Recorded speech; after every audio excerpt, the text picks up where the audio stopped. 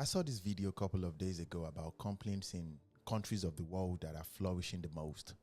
They said Asia, the continent of Asia, has Samsung, LG, DJI. They said the United States has Apple, has Amazon, has Tesla, And as I was watching those video clips, I was patiently waiting for the continent of Africa to see the most flourishing companies in our continent. We have 54/55 countries in Africa. The video went on for like 3 minutes. There was no company like this, not one company that was doing international business on a large scale all around the world. I'm talking about something that the world depend upon. It breaks my heart, though, as an African man that lives overseas. It breaks my heart, though. One of the things that breaks my heart is more than 70% of people are in poverty in Africa. More than 70% in a continent there is no other continent in this world that is as sufficient as the continent of Africa. We literally have everything to become the number one best. And as a child coming up, as a man that was raised at the very, very top of everything, I used to think corruption itself is from our government. Corruption in that continent is from the top to the bottom. If any one of us are fortunate right now to become a governor or a president in Africa, there are systems in place already that would never allow you to do anything. As a matter of fact, your hands will be forced to sell the legacy, the future of your people. And who are those that are buying this future? In the continent of Africa right now, across I'm talking about flourishing economy, China is aggressively buying lands and building corporations, securing the legacy of their dynasty.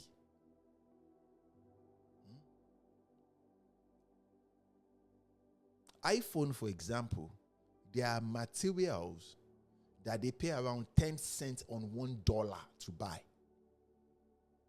from countries in Africa, and the people that they buy them from, they are in shit old poverty. Like, what is going on? As an African man, it breaks my heart. What is going on? What is going on? On this podcast, we talk a lot about solving problems, making impact. But how? How are you going to do it? If anybody comes out right now, every one of us were in the same age bracket. Either you're 19 years old, 40 years old, 40 plus, 50 years old. Let's just say every one of us were in the same bucket. We are all experiencing the same problem. If you come out right now to say you want to you want to solve a problem in whatever country that your mind is going through in Africa, you will be decimated. Because every problem that exists in that continent, there is somebody or group of people that are making money from it.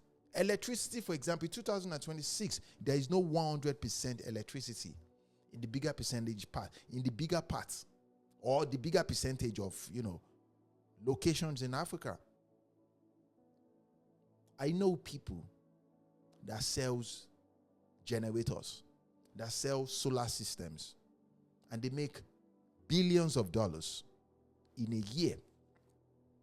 So from that standpoint, these guys are ready to wipe out and kill anybody that wants to solve that. I know people that own bigger percentage of electricity corporations in Nigeria. Imagine owning around 20%. But you don't live in that country, you just own 20%. I'm at a level right now where all I just think about is, how can we make it right? Is it just going to continue like this? I understand. Some people will say, okay, for Obi, you come from money. Or for Obi, you are a rich man. You don't know anything about me. You know what I tell you? I want change.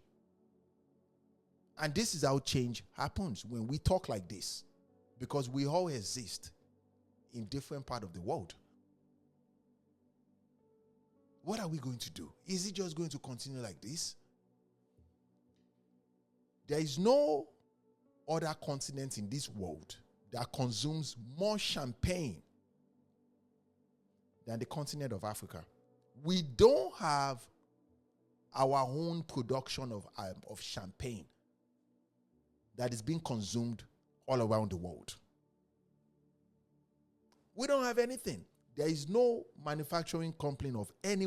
There is no.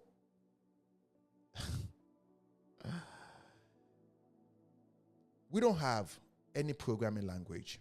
We don't have any data system. We don't have anything close to Vassal, anything close to database management.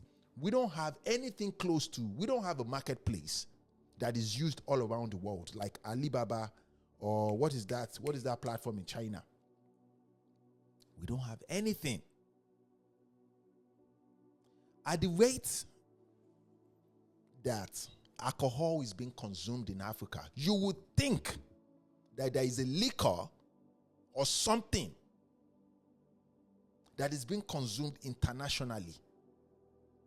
I did my bachelor's degree in Oyo State, Ibadan. I remember then, there's this drink called Shekwe. Shekwe is a local-made alcohol. You would think, as of 2026, somebody would have found a way to repackage the thing and bring it to the limelight. Alomo bitters. I know it's consumed in the United States because I remember when I used to live in Oklahoma, we used to go and buy it to drink it. When I was doing my NYC in 2009, 2010, I used to come to Egbeda with my boys. We used to consume it back in the day. But you would think it was produced by Nigerians. It was manufactured by Ghanaians. And they tried their best. It is a multi-billion-dollar company. But that is not even enough. Because Ciroc is consumed internationally. Ace of Spade is consumed internationally. Moet and Chandon, it's consumed internationally. We don't have anything.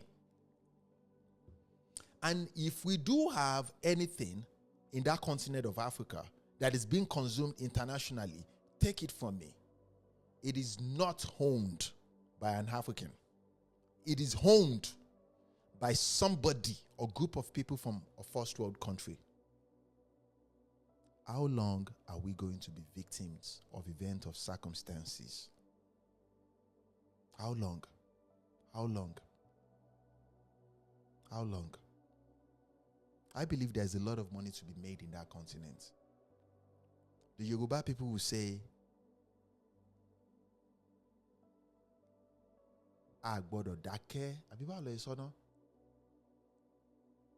Hey, give me a few seconds. They said something about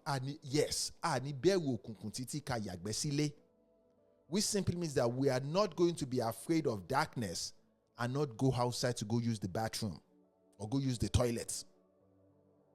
We can't be afraid of darkness. You don't understand? We just can't. In South Africa, for example, this is how you know that Africans need rehabilitation. In the country South Africa, 70% of their wealth, 70+ percentage of their wealth is owned by 5% Europeans. 5% Europeans. You don't understand? With that kind of power, and they stand on there. And when the country tries to change some rules and say, "What's up now? This, you're not using it. If you don't use it, we're going to take it back from you." They contacted United States, because United States is like their Eruku. Eruku is like, okay, their backup plan that can use violence. How long are we going to do this? How long? Every now and then, I read a lot of things about immigration this, immigration that. I listen to what people in all these first world countries will say. They will say they don't want immigrants in their country. Nobody wants to come to your country. Make I no lie give you. In the days of my father, in the days of my uncles, my aunties, my family has been coming to these United States for a long time. You don't understand. Before we started coming to the United States, we used to go to to Great Britain for school. After education, we come back to Nigeria. We are not staying anywhere. It is our own generation that decide to stay here. Because, and some will say, okay, it's cause you're fortunate. I know, I'm not disputing that fact that I'm not fortunate. I am fortunate. And as a child coming up, I used to be shy. I don't want people to know about my privileged background. But a conversation for another day. We need to start thinking outside of the box. A lot of people will talk a lot about revolution now. Revolution is not going to solve this. Because most of our fathers, most of our leaders, they have sold our legacies to other continents. They've taken those resources and given it to their family. Revolution is not going to solve this. Fighting and violence is not going to solve nothing. We have to think outside of the box and do great things. With your help, since 2021 that we started this platform, we have accumulated a lot of strength, a lot of power.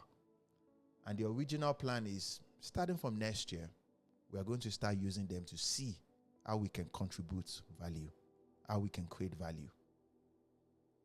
With your help, it shall be done. You guys should continue to be well, though. Stay positive. Be well.